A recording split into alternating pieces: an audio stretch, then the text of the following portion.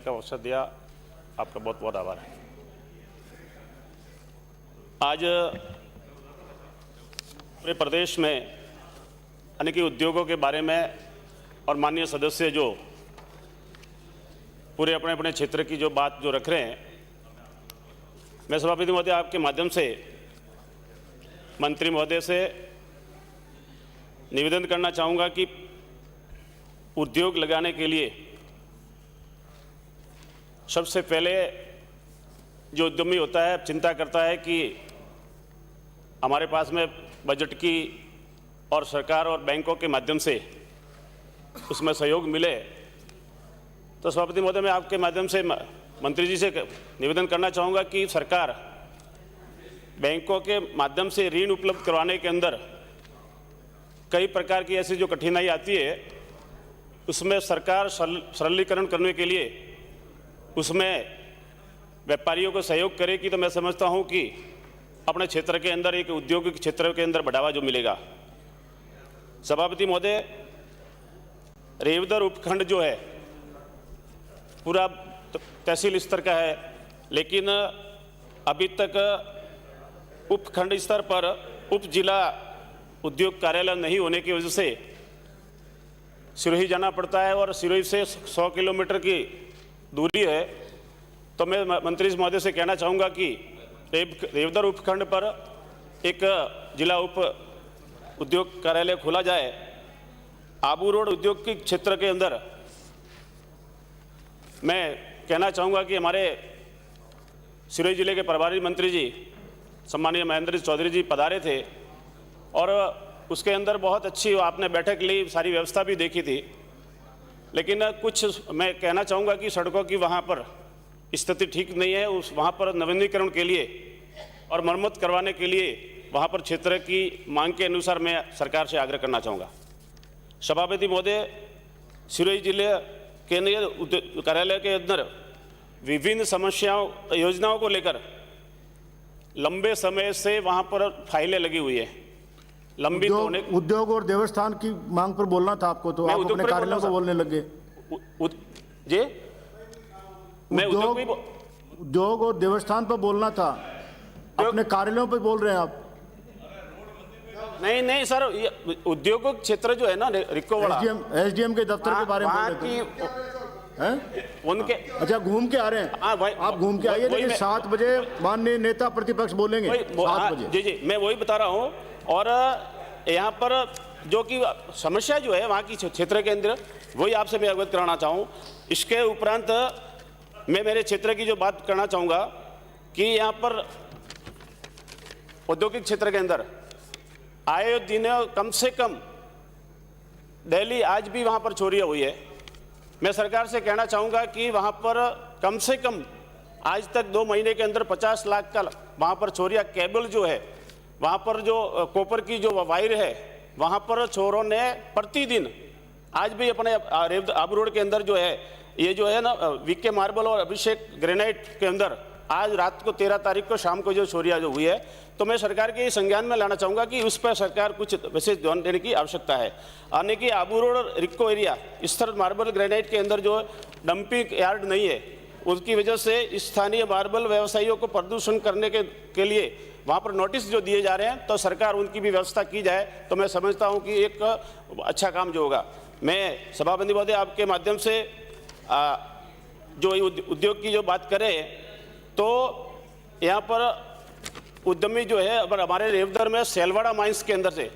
कम 200 जो माइंस है, वहाँ का जो मार्बल जो है पत्थर जो रिजेक्ट जो है वो भरकर गुजरात जो जाते हैं और उसको अंदर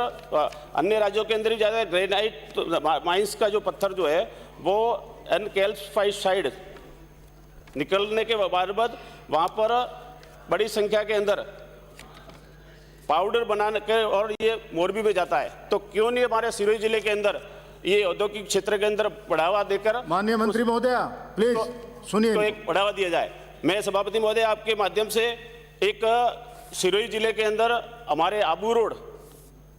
और पूरे सिरोही जिले के अंदर वहाँ पर ये सीटीबीटी वाली जांच मशीन जो है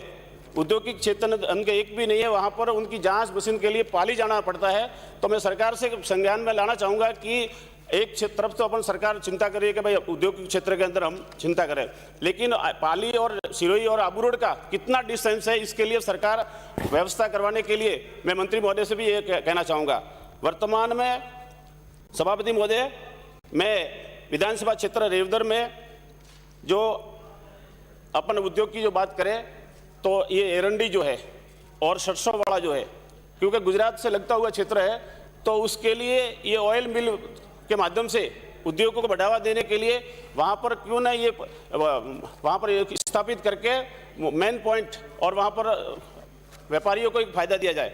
सभापति महोदय, मैं आपके माध्यम से ये भी कहना चाहूँगा कि औद्योगिक क्षेत्र के अंदर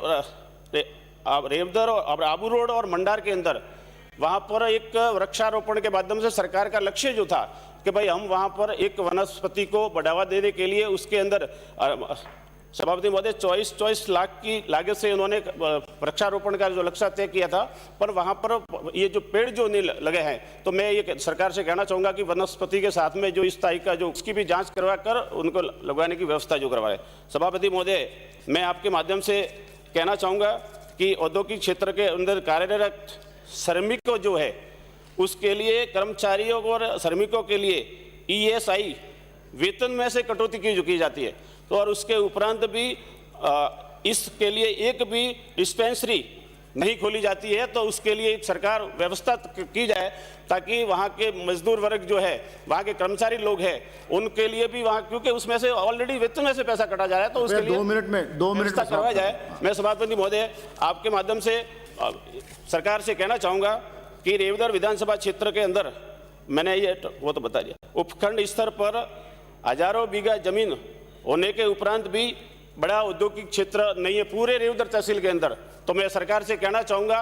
कि पूरा रेवदर के अंदर सरकारी ज़मीन जो है काफ़ी पर्याप्त मात्रा में जो है, तो वहाँ आबू रोड में औद्योगिक क्षेत्र है और उसके बाद में सिरोही में भी है, लेकिन रेवदर क्षेत्र के अंदर कहीं पर भी नहीं है। तो सरकार से मैं कहना चाहूँगा कि आप उसके अंदर यदि सरकार जो चिंता कर रही है तो उस चिंता के वाजिब को देखते हुए हमारे क्षेत्र के अंदर औद्योगिक क्षेत्र लगाए, ताकि सभी प्रकार के व्यापारी, मैं समझता हूँ कि सिरोही जिले और राजस्थान के अन्य राज्यों के अंदर अपना अपना बिजनेस लेके जो एक व्यापार करने के लिए जाते हैं, तो हमारे आबू रोड के अंदर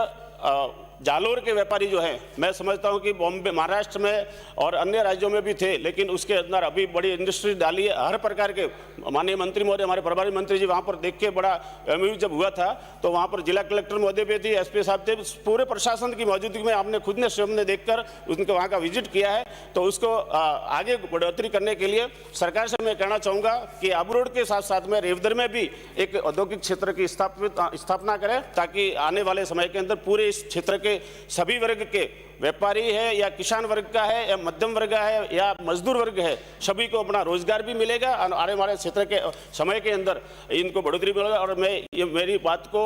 वापस न कहते हो, लेकिन ये कहना चाहूँगा कि जहाँ पर ये विद्युतीकरण जो है, लाइट वाली जो व्यवस्था जो है, सरकार उस पर, क्योंकि औद्योगिक को बढ़ावा तो दे रही है, लेकिन उस फाइलों के अंदर और जिला उद्योग केंद्र के अंदर वहाँ पर फाइलों के लिए यानी कि ढेर सारी लगी हुई है हमारे सिरोही जिले की, तो उसके अंदर निश्चित तौर पर मैं मंत्री जी से कहना चाहूँगा कि उसमें चिंता करके उनको वापस से पूरे सिरे से उनके जिले के अधिकारियों को पाबंद करें, ताकि किसानों को, पूरे क्षेत्र को, हमारे व्यापारियों को ये फायदा मिले।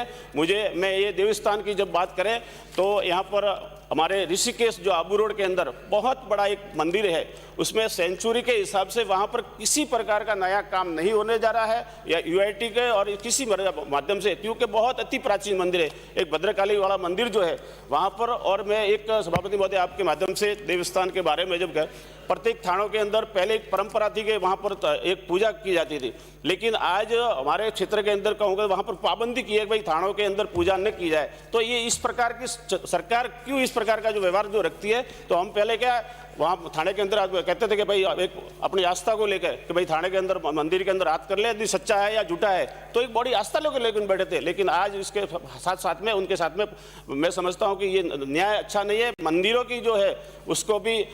उनके साथ में किसी प्रकार का भेदभाव नहीं होना चाहिए और उनको मंदिरों के लिए, पुजारियों के लिए जो व्यवस्था है वो सरकार निश्चित तौर पर करे। मुझे बोलने का मौका दिया, बहुत बहुत धन्यवाद। सभापति महोदय।